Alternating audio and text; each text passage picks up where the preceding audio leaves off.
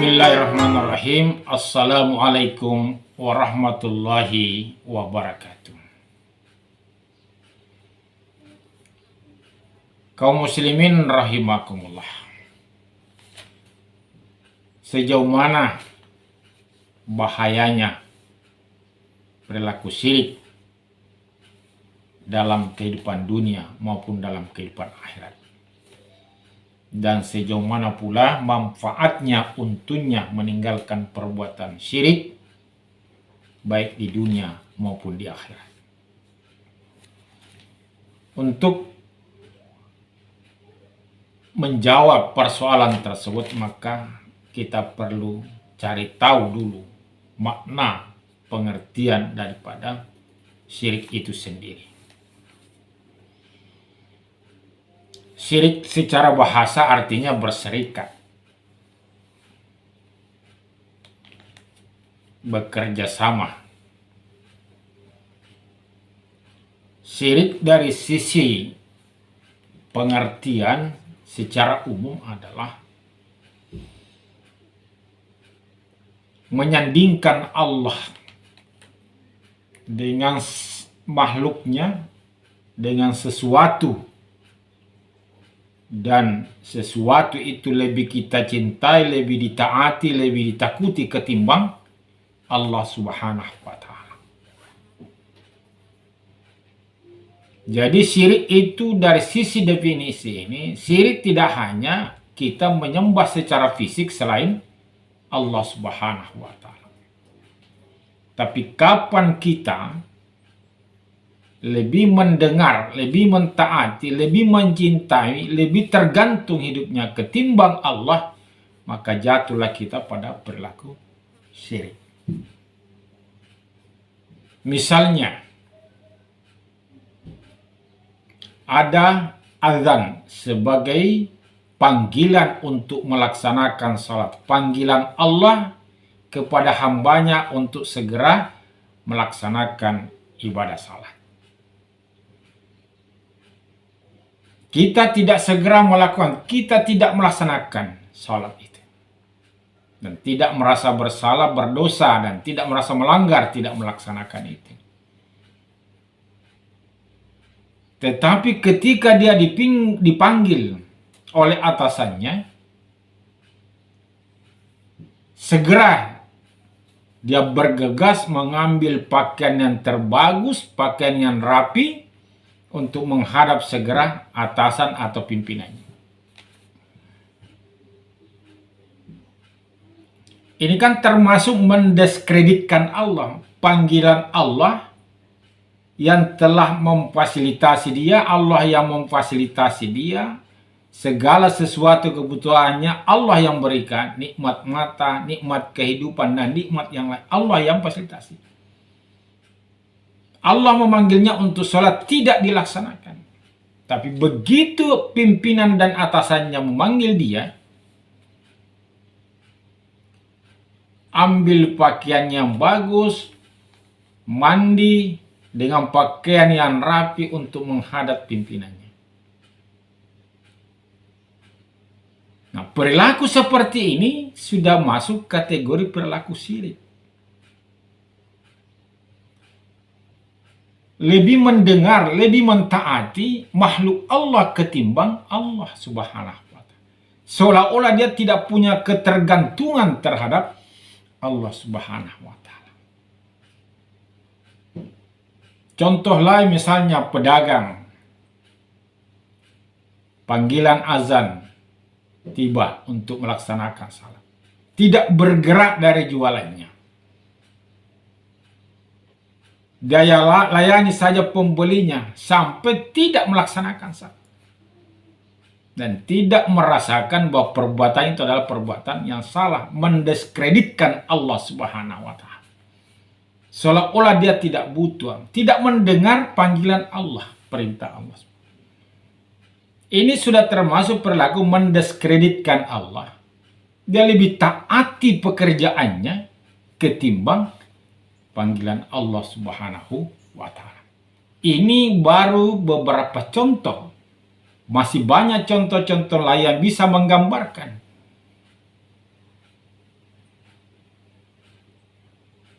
tentang perilaku syirik. Contoh lain lagi, Allah memerintahkan kita agar berlaku adil terhadap orang. Artinya kita diminta untuk memperlakukan orang sebagaimana mestinya. Dalam sebuah persidangan misalnya, kita hakim diminta adil, memutuskan secara adil. Yang benar harus dibenarkan, yang salah harus disalahkan. Tetapi dalam sebuah persidangan yang dimenangkan adalah orang yang bersalah. Ini contoh. Yang benar tidak dimenangkan. Maka ini masuk kategori perilaku syirik. Karena apa? Dia lebih taat kepada kejahatan ketimbang perintah Allah Subhanahu wa Ta'ala. Kenapa dia bisa menangkan? Mungkin karena ada faktor X. Ini juga masuk kategori perilaku mendiskreditkan Allah, mendiskreditkan kebenaran. Lebih mentaati kebatilan ketimbang kebenaran. Ini juga masuk kategori perilaku syirik. Nah, syirik ini dalam Al-Quran, inna syirka la zulmun azim. Syirik itu adalah perbuatan zalim yang sangat besar, yang sangat dahsyat. Sebuah perilaku yang mendiskreditkan Allah yang sangat luar biasa dalam kehidupannya. Jadi syirik itu termasuk perbuatan zalim. Bagaimana menurut Rasulullah SAW dalam hadisnya, fa inna zulma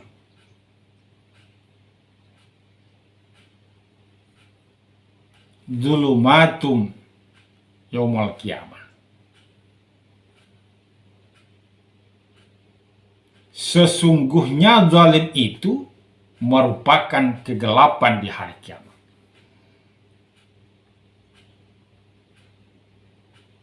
Berdasarkan hadis ini, bahayanya perilaku syirik, di hari kemudian dia akan dibangkitkan dalam suasana kegelapan.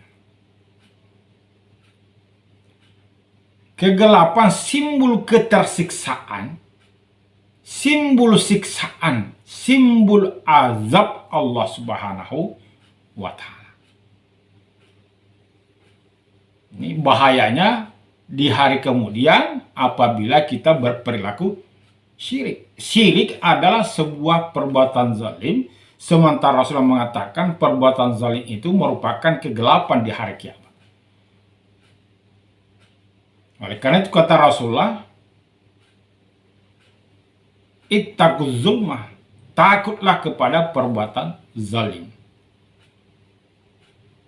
Hindarilah, tinggalkanlah berbuat syirik sebagai bagian daripada perbuatan zalim. Itu bahaya pertama menurut Rasulullah dari perbuatan syirik itu akan menyebabkan kita dibangkitkan pada hari kiamat dalam keadaan suasana gelap, dan itu merupakan simbol ketersiksaan, simbol azab Allah Subhanahu wa Ta'ala. bagaimana pandangan Rasulullah Sallallahu Alaihi Wasallam bahayanya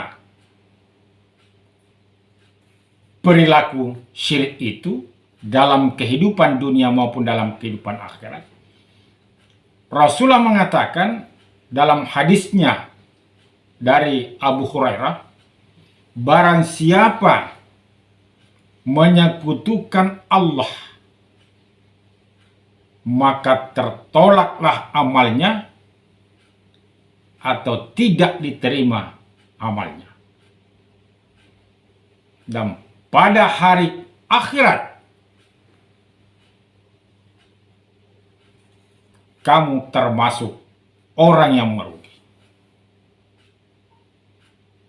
Jadi dalam pandangan Rasulullah, bahaya perilaku syirik dalam kehidupan dunia adalah seluruh amal perbuatan kita tidak diterima oleh Allah Subhanahu wa Ta'ala, ditolak oleh Allah Subhanahu wa Ta'ala.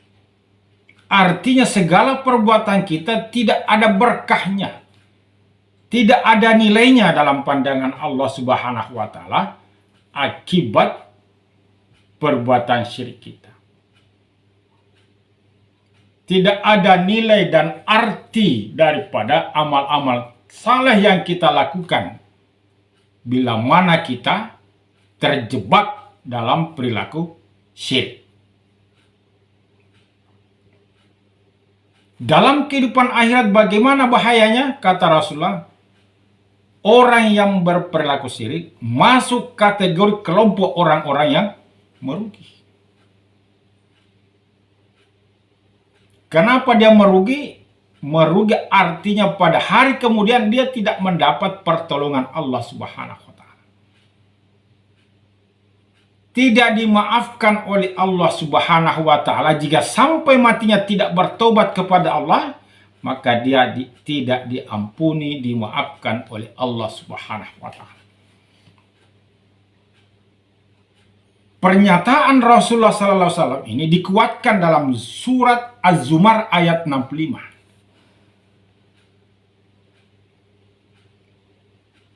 Allah berfirman dalam surah Az-Zumar tersebut, lain asyraktah, kalau kamu menyekutukan Tuhanmu, la yahbatanna amaluka, niscaya sungguh pasti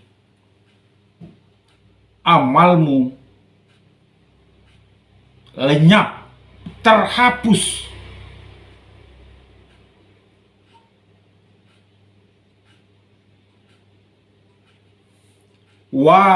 Walatakunanna minal khasirin, dan niscaya pada hari kemudian pasti kamu termasuk orang-orang yang merugi.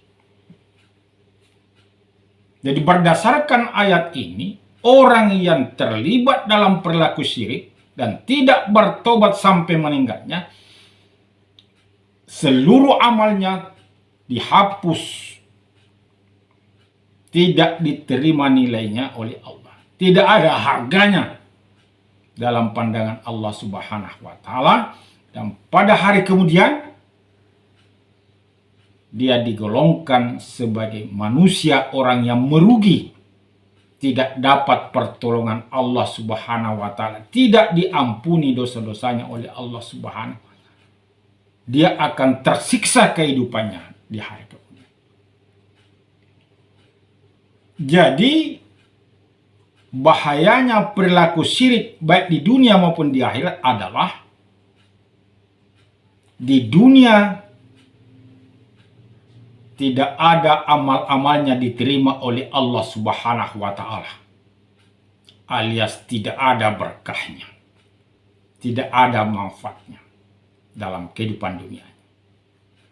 Dan dalam kehidupan akhiratnya dia dibangkitkan oleh Allah dalam keadaan kegelapan, dalam keadaan merugi, dalam keadaan tersiksa, tidak diampuni oleh Allah, tidak dapat pertolongan dari Allah Subhanahu wa Ta'ala.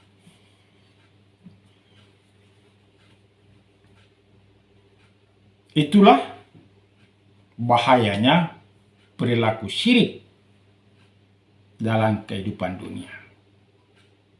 Oleh karena itu kata Rasulullah, ittaquz zulma, tinggalkan kezaliman ini yang merupakan kesyirik. Karena kita akan dibangkitkan dalam keadaan kegelapan, tidak dapat pertolongan Allah Subhanahu wa Ta'ala. Sebagaimana dijelaskan tadi, bentuk-bentuk syirik adalah ketaatan kepada selain Allah melebihi ketaatan kepada Allah Subhanahu wa Ta'ala. Misalnya Allah memanggil dia untuk salat, dia tidak hiraukan, tapi begitu atasannya memanggil, dia ambil pakaian terbagusnya, pakaian terbaiknya, kemudian menghadap kepada atasannya.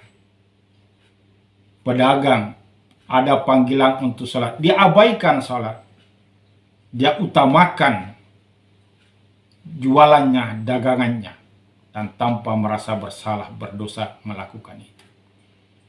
Dalam sebuah proses pengadilan, karena ada faktor X berani memenangkan yang salah,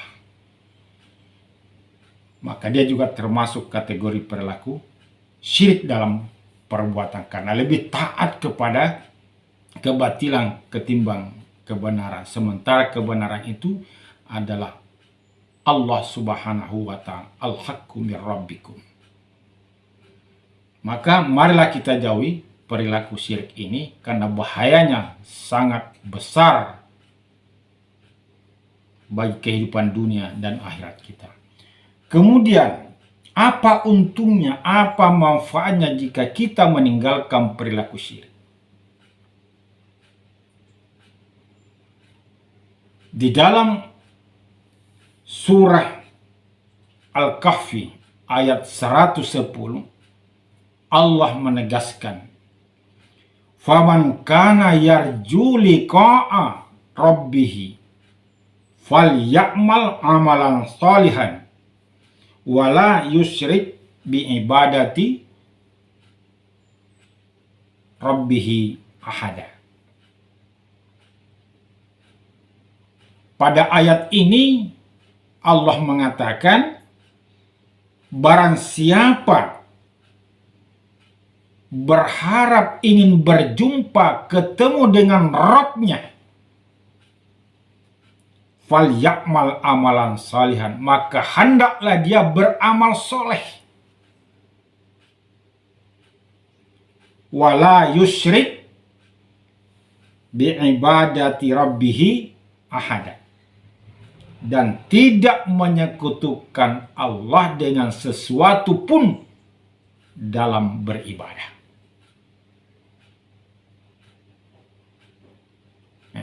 Ayat ini menegaskan bahwa jikalau seseorang ingin berjumpa dengan Allah, ketemu dengan pencipta, menurut ulama, penafsiran ulama adalah sesuatu nikmat yang tertinggi yang sangat didambakan oleh hambanya. Maka ada dua syarat yang harus dia lakukan: beramal soleh dan tidak menyekutukan Allah dalam beribadah. Amal soleh yang dilandasi oleh iman dan keikhlasan melaksanakan perbuatan tersebut dan tidak menyekutukan Allah.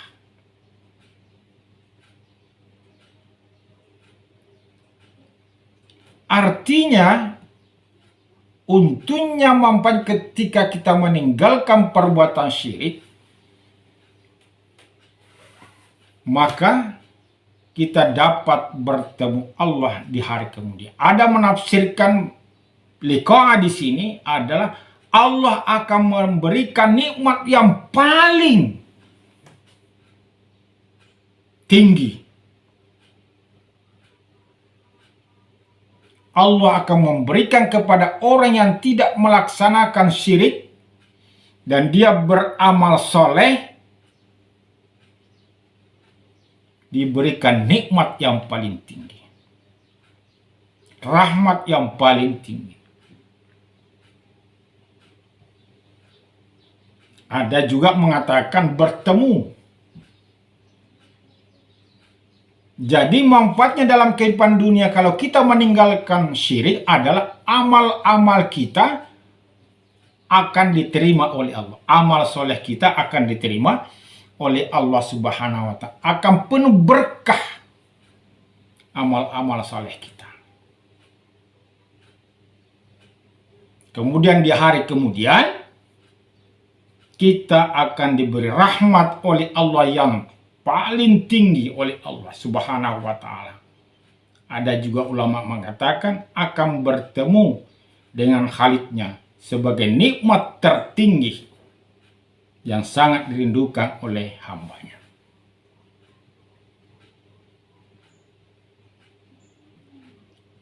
Nah, maka dengan ayat ini dapatlah kita pahami, ketahui bahwa begitu luar biasanya manfaatnya jika kita meninggalkan perbuatan syirik baik di dunia maupun di akhirat.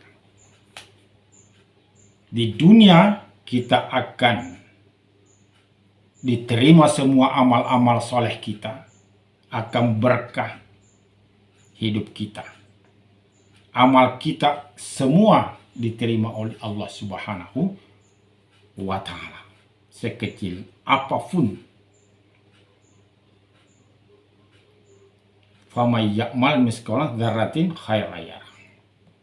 Dan di hari akhirat kita akan dapat ketemu dengan Allah Subhanahu wa Ta'ala, atau kita akan diberi nikmat yang paling tinggi oleh Allah Subhanahu wa Ta'ala.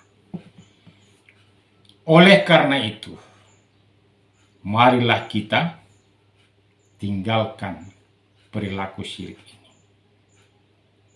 Berhati-hatilah dengan perilaku kita. Jangan sampai kita merasa tidak pernah berbuat syirik, tetapi ternyata Allah menilai banyak perilaku syirik kita yang kita tidak sadari bahwa itu adalah perilaku syirik. Seperti yang saya kemukakan di atas tadi, panggilan Allah untuk sholat kita tidak gubris, panggilan atasan kita gubris dengan segera. Itu salah satu contoh adalah perilaku syirik, bahwa lebih mentaati panggilan atasannya ketimbang panggilan Allah. Dan beginilah akidahnya orang jahiliyah musyrikin. Bukan dia tidak meyakini Allah, dia meyakini keberadaan eksistensi Allah, tetapi dia membuat tandingan-tandingan yang jauh lebih dia taati ketimbang Allah Subhanahu wa Ta'ala, lebih ditakuti ketimbang Allah Subhanahu wa Ta'ala. Demikianlah yang dapat kami sampaikan. Mudah-mudahan ada manfaatnya. Wabillahi taufiq wal hidayah. Wassalamualaikum warahmatullahi wabarakatuh.